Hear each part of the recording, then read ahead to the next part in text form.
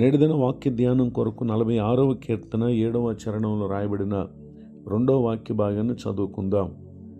యాకోబు యొక్క దేవుడు మనకు ఆశ్రయమై ఉన్నాడు. చదవబడిన ఈ వాక్య భాగంలోని దీవెన నా ప్రియులకు మీరు అందరూ పొందుదురుగాక. వాక్య ధ్యానం కొరకై ప్రార్థన. ప్రేమ కలిగిన మా తండ్రి, మీకు వందనాలు.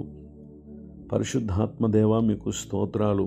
నేడు మీరు మాతో మాట్లాడి మా ఆత్మకు కావలసిన ఆధ్యాత్మిక జీవను అనుగ్రహించమని యేసుక్రీస్తు నామములో ప్రార్థిస్తున్నాను తండ్రి, ఆమేన్. చదవబడిన ఈ వాక్య భాగంలో మన ప్రభువైన యేసుక్రీస్తు వారు ఆయన మనకు ఆశ్రయమై ఉన్న దేవుడు, అనగా ఆధారపడుటకు ఆయన కారణమై ఉన్నటువంటి దేవుడు. భూమి మీద మనము ఎవరిని ఆధారంగా చేసుకున్నా వారితో కలిగినటువంటి అనుబంధం మనకు అశాశ్వతమైనదే. కారణం ఏంటంటే దేవుడే శాశ్వతుడు, ప్రతి ఒక్కరు కూడా అశాశ్వతమైనటువంటి వారు.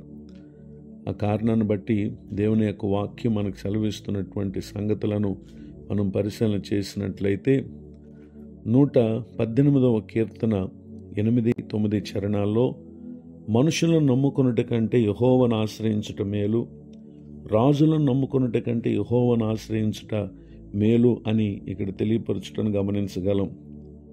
మనం ఆధారం చేసుకున్నటకు లోకంలో మనకు స్నేహితులున్నా, అధికారులున్నా, గొప్పవారున్నా, వారిని నమ్ముకున్నట కంటే యెహోవాను ఆశ్రయించిన జీవితానికే నిజమైనటువంటి మేలు కలుగుతుంది. గనుకనే 46వ కీర్తన 1వ చరణంలో దేవుడు మనకు ఆశ్రయమును దుర్గమునై ఉన్నాడు, ఆపత్కాలములలో ఆయన నమ్ముకొనదగిన సహాయకుడు అనేటటువంటి విషయాన్ని దేవుని యొక్క వాక్యం మనకు తెలియజేస్తూ ఉంది. పరిశుద్ధ గ్రంథంలో రాయబడినటువంటి ఒక సంఘటన మనం పరిశీలన చేస్తే యెషయా గ్రంథం 36వ అధ్యాయము 1వ వచనం మొదలుకొని 37వ అధ్యాయము 38వ వచనం వరకు రాయబడినటువంటి వాక్య భాగాల్లో అషూర్ రాజు రబ్షాకే అనేటటువంటి వ్యక్తిని యెరూషలేము నందున్నటువంటి రాజు అయిన హిజ్కియా మీదకి అతడు గొప్ప సేనతో పంపించాడు. అయితే వచ్చినటువంటి వీరు హిజ్కియా అలానే యూదా ప్రజలు దేవుని ఆశ్రయించినటువంటి వారై ఉండగా అతడు వచ్చి పలికినటువంటి మాట ఏంటంటే యెషయా గ్రంథం 36వ అధ్యాయం 17వ వచనం రాయబడిన ఆఖరి మాటలో యెహోవా మిమ్మల్ని విడిపించునని చెప్పి హిజ్కియా మిమ్మల్ని మోసపుచ్చుచున్నాడు. అయితే మేము మీ వద్దకు వచ్చుటకు పూర్వము ఇతర జనుల దగ్గరికి వెళ్ళినప్పుడు వారు ఆశ్రయించిన దైవములేవి కూడా వారిని విడిపించలేదు గనుక ఈయన కూడా మిమ్మల్ని విడిపించడు, హిజ్కియా మిమ్మల్ని మోసం చేస్తున్నాడని చెప్పి అతడు మాట్లాడుతూ వచ్చాడు.